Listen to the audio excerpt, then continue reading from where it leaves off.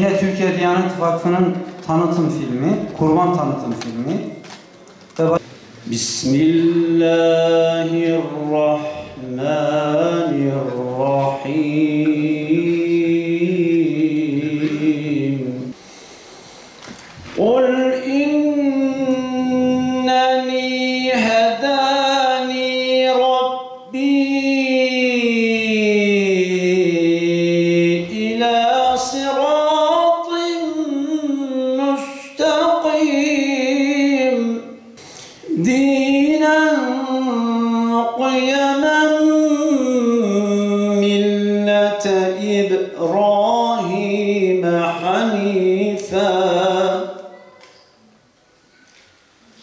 وَمَا كَانَ مِنَ الْمُشْرِكِينَ. Kimse kalmasın diye uzakları yakın ettiler, yakındakileri de unutmadılar. Bilenle bilmeyen bir olurdu. Öncelikli hedef eğitim dedi, misafir ettiği yabancı öğrencilere Türkiye'de eğitim imkanı sunarak ümmet coğrafyası arasında gönül köprüleri kurdu. Muhterem meslektaşlarım,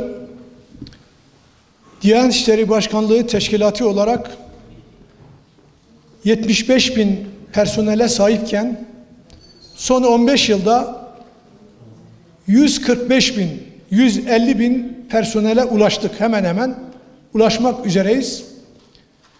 Yani büyük bir güç, büyük bir potansiyel, elimizde iyi bir kalabalık var.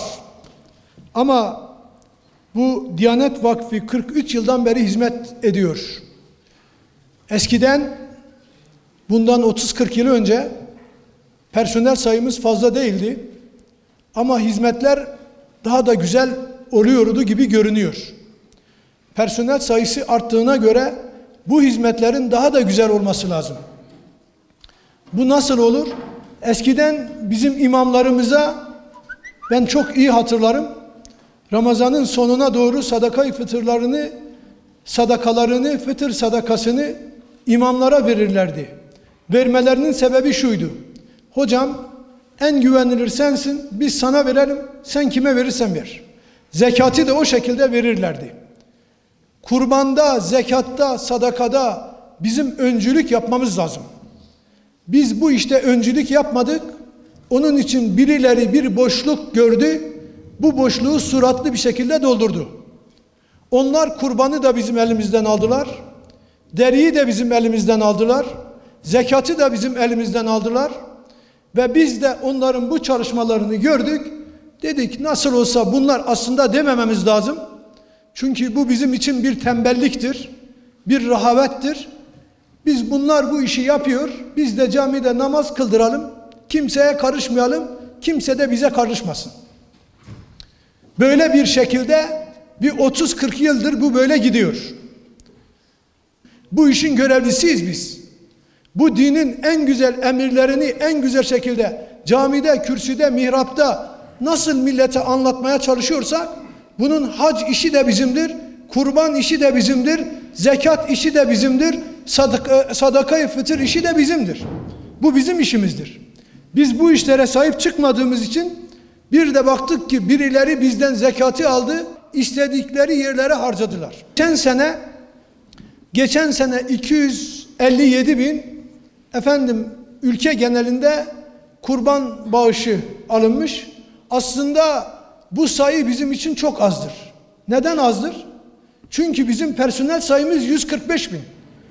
145.000 personele sahip olan bir kurban meselesinin görevlisi olan 145.000, 145 çarpı 2 290.000, 145 çarpı 3 435.000. Aslında biz 3 kişiyi ikna edip bir kurban elde edemiyorsak o zaman biz kendi kendimizi, kendi mahallemizi çok güzel bir şekilde gözden geçirmemiz lazım. Bu 257.000 sayısı çok azdır. Bunun en azından 750.000, 800.000 olması lazım. Bu çalışma da bize düşüyor, sizlere düşüyor, hepimize düşüyor. Cuma günleri hutbelerimizde, vaazlerimizde bunları anlatmaya çalışacağız. Yurt içinde 35 ülkede 400 bölgede bu kurban dağıtımı yapılıyor. Yurt dışında 135 ülkede, 400 bölgede, yurt içinde ise 260 merkezde kurban dağıtımı yapılacak. Dolayısıyla bu kurban işine biz el attık. Biz yerimizde durmayacağız, çalışacağız. Bu iş bizim işimizdir. Fakiri, fukarayı görüp gözetmek, onların derdiyle dertlenmek, onların acılarını paylaşmak hiçbir kimsenin işi değil. İlk önce biz imamların, müftülerin, vaizlerin. Bizim görevimizdir. Bizim asıl görevimiz budur. Cami içi hizmet, cami dışı hizmet. İnsanlığın kaybolmuş kimliği sensin.